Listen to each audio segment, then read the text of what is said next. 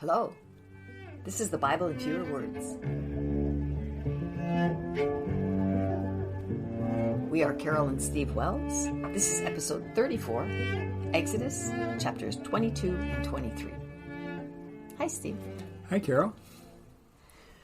Well, it's a day for more commandments. More commandments, yeah. And it's a lot of commandments. I'm not looking forward to this. Yes, but there's a lot of interesting commandments here, and I tried to I don't have them all. Okay. I just have the ones that I thought were interesting, so I am including them here, but I am going to say that our listeners, I encourage them to go to the chapters that are involved here and check those out for themselves. If they want real excitement. Yeah, it might be a little boring. Yeah. But, okay, so we're going to start. Okay. Chapter 22, verse 1. If a thief steals an ox, he must pay the owner back with 5 oxen. If he steals a sheep, he must give the owner 4 sheep. How about chickens, you think? Or goats, right? Or goats? These are the important ones, maybe. I don't know why they're the only 2 that are listed. I guess they are kind of important. And I don't know why the specific numbers are given. But that's the rule. Okay. If the thief is too poor to make a complete restitution, he is to be sold to pay for his theft. Yeah, that's a tough law, isn't it? Yes, it is. Usually you steal because you are poor. That's right. And so this does not bode well for this. Yeah, or you're rich and you don't get caught anyway, right? But Yeah. And then it's easy to pay back if you're rich. So it's not very fair to the poor, for sure. Yeah. A poor person who's stealing will become a slave. Will become a slave, yeah. Yeah, and the next one is about being a thief as well. If a thief is caught breaking in after dark and is killed, the person who kills him shall not be punished. But if it happened in the daytime, the person who killed the thief shall be killed. Okay, I've had to think about this one a lot. Me too. I still don't have this figured out. So if a thief comes into my tent in the daytime, I can't kill him. You can't kill him. Then you talk about it, talk it over with him and stuff. Say, this is my stuff. Leave it alone. What do you want from me? Uh-huh. But if the thief comes in at night, it's okay to kill the thief. I guess because you couldn't see him very well, and so... and they might be after it's your hard to life. work it out when you can't see him and stuff. So just kill him. And you'll deal with it tomorrow. Yeah, kind of weird because what happens at dusk, in twilight, the twilight zone, what do you do then? I don't know. But, I just had a thought. Oh. You know how there are some people who think, if somebody comes into my house at night, I'm just going to kill him and let God sort it out. Oh, yeah. This is kind of God's... Maybe that's where that came from. Maybe. Yeah.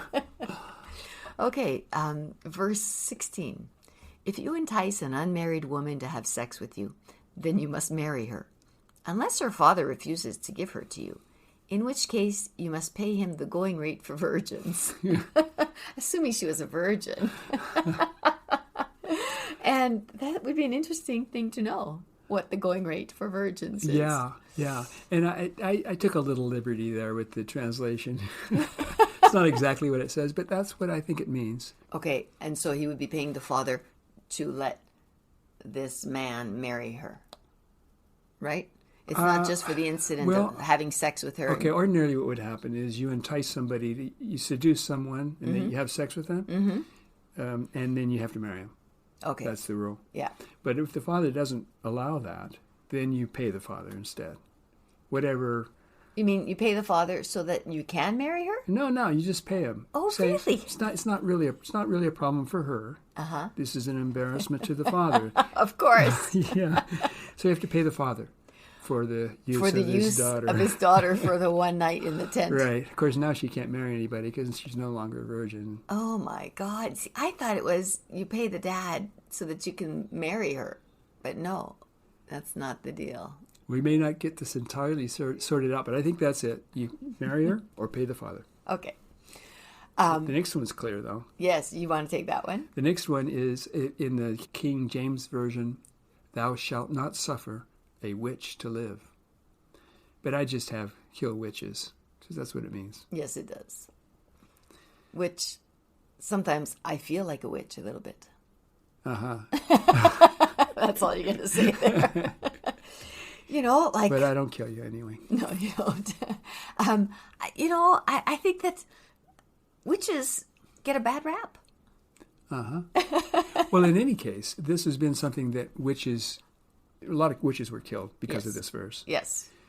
And it's very clear in the Bible to just flat out kill them. They must be very powerful that men would want to kill them. Well...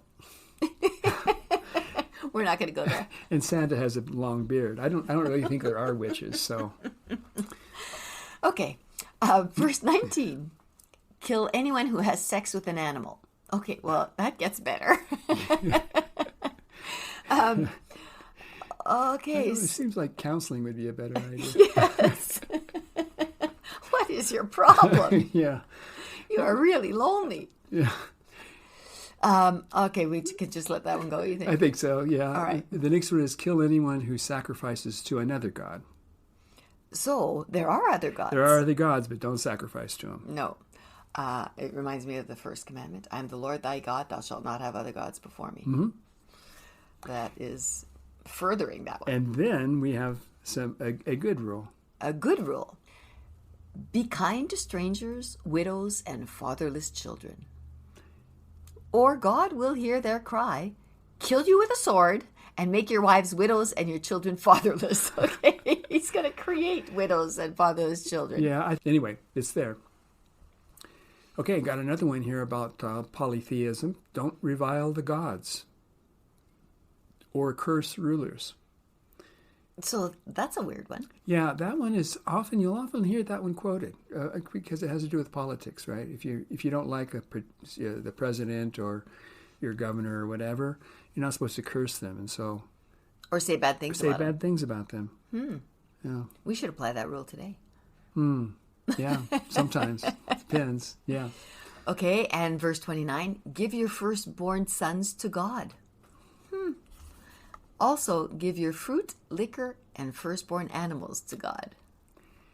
Fruit, liquor, and firstborn animals. Okay. Yeah, that is a strange one. I have no explanation for that, or I don't really know what's being referred to here, or what God would do with all of these. Do you? Yes. Good. Well, I think this is where, like in Catholic families, a lot of times, firstborn is supposed to become a priest, and is that kind of where where God is leading there? I want your firstborns. Yeah. To serve me in the priesthood. Okay, how about the fruit? He likes papayas. And the liquor, well, Yeah. wants to forget his troubles. And the firstborn animals. Anyway, you're supposed to give all those firstborn things to God. Okay. And firstborn women and babies, girl babies. Now you can keep them. All right, good. Okay, and now we got chapter 23, which we have some good rules here. Don't make a false report. Don't do what everyone else does if what they do is wrong. Like, if everybody else jumps off the bridge, are you going to jump off the bridge too? Yeah, that's what a mother says to her teenager. Yeah, but this is a very good rule. Don't do it just because everyone else is doing it. If it's wrong, don't do it. Yeah, that is a good one. Don't favor a poor man in a lawsuit just because he's poor. That one doesn't seem so good. Well, it's a strange one because usually that doesn't happen, right? Usually a poor person has a hard time getting a fair hearing in court, right? This is saying don't favor him just because he's poor. I don't know. I can see how this one might. Anyway, it's there. Well, I want to say don't favor a rich man just because he's rich. That would make more sense because I think that happens much more often. Okay, the next one is an interesting one. It's be kind to your enemies. What it actually says, it's a couple of verses that says that if your enemy's animal, like his donkey, falls down or falls into a ditch, you need to help him out, even though he's your enemy. Help your enemy out. And so that I took that as being kind to your enemies. I think it is. And then verse 6 says, treat the poor fairly in court. Well, that's a nice one. It's a corollary to the other one. Yeah. About treat them fairly, but don't favor them. Okay. Yeah. Well, fair enough. Don't lie or kill innocent people. Don't take bribes. Don't oppress strangers. That would be a good one because that's kind of with foreigners and immigrants and that sort of thing. Yes. And every 7th year, leave your field unharvested so that the poor will have something to eat. I have an improvement on that one. Every year, leave 1/7 of your field unharvested. What are the poor people supposed to do for those 6 years? Yeah, and what's the owner of the farm supposed to do during that one 7th year? Yeah. Okay. And then we move on to other rules. Yeah. Verse 12 says, work on the first 6 days, but rest on the 7th. Let your ox, ass, slaves, and strangers rest on the 7th day too. Yeah, and here I would emphasize that this is something that's saying it's perfectly acceptable to have slaves. Yes. You just don't make them work on the Sabbath. Yeah. Don't even mention the names of other gods. Eat unleavened bread for 7 days on the feast of unleavened bread. Wait, so is that Passover?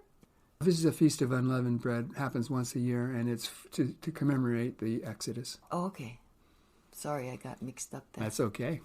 The Bible's a big book. I don't know. 3 times a year, bring all the males to me so that I can see them. That's an interesting one. Yeah, that's a crazy one, isn't it? You'd think he could see them all the time. You don't have to bring them to him. Well, and why the males, right? You probably wonder. Yes, I wonder why the males. But in the Garden of Eden, Adam, remember God said, "Adam, where are you?" Like he couldn't see them. That's true. Yeah, maybe you can't see them. So anyway, bring them all out so I can see them. Yeah. Okay. But you don't need to show me the females. Okay. And then verse 19. Don't boil a baby lamb, in its mother's milk. Yeah, that's a curious one. Yes. And that's one that is important because it's the basis of a lot of kosher law. I remember a young Jewish friend of ours who used to say, Joshua. I can't have milk with my steak." Yeah, It was just... So that means that you can't have cheeseburgers. Yeah, I guess so. A lot of people nowadays would be okay with that because, vegetarians. Not Jews. Oh, yeah, no. I mean, but with not having the cheeseburgers. Not Orthodox Jews. Not someone who obeys this commandment. Well, actually, this commandment doesn't say anything about cheeseburgers. No. That's an interpretation of it. But the actual commandment says don't boil a baby lamb in its mother's milk, which few of us probably ever think of doing. Yes. Well, it's kind of a stew. A stew that, would just curdle the milk. I don't know why you would do that. Maybe it was something that was done back then. I don't know. Okay, and now we have even more rules. I'll send an angel to help you. If you obey him, I'll be an enemy to your enemies, cutting them all off. He uses weird phrases, doesn't he? Yeah. Obey my angel, which it's a male that I've learned because angels are always males. Yeah, I think so. Yeah. Okay. And the angel's going to tell me what to do, and if I do it, then God will be with me and help me defeat my enemies. Uh-huh. Okay. Don't bow down to other people's gods, and don't allow others to worship a different god. Conquer them and destroy their religious property. Okay. Yeah, so anybody that is living in town, if they're a Catholic, they should be destroying churches and statues. There should be religious wars going on all the time. Yes. Conquer them, right? Yes. Says we should have wars between the Catholics and the Mormons and the other Protestants, and they should be destroying each other's religious property, their churches and whatnot. If you obeyed this commandment, that's what you'd have to do. Yep. Okay, and then verse 25, serve me and you'll never get sick, be hungry, thirsty, or barren. Well, that's a funny one. Because doesn't he have Israelites there complaining they don't have any water, they don't have any food? Yes, and if this were really true, it would be tempting to serve God yes. if it really was true, but it's obviously not. Sickness, hunger, thirst, fertility, none of this has anything to do with people's beliefs. Nope. Or what God they serve. But anyway, there it is. God does like to make people barren and open their wombs and make them barren over and over again. Oh, yeah. Remember? Uh-huh. Okay. It's right in there. I'll send my fear before you, and I will destroy all your enemies. I'll send hornets before you.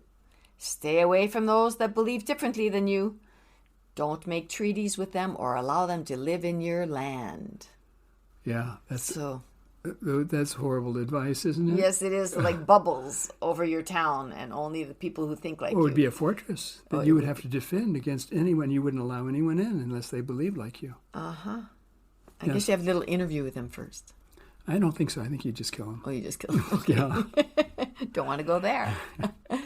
Okay, well, we got through that. We did. Okay, thank you for staying with us. And I tried to rate this podcast on my phone, and I had a hard time going all the way down to find out where those stars are. Oh, yeah? What were we going to rate it? A 1 or 2, maybe. Yeah, okay. And so if you are having difficulties finding those stars, just keep scrolling down on your phone. Yeah, we would appreciate that. All right. Have a great day. Bye-bye.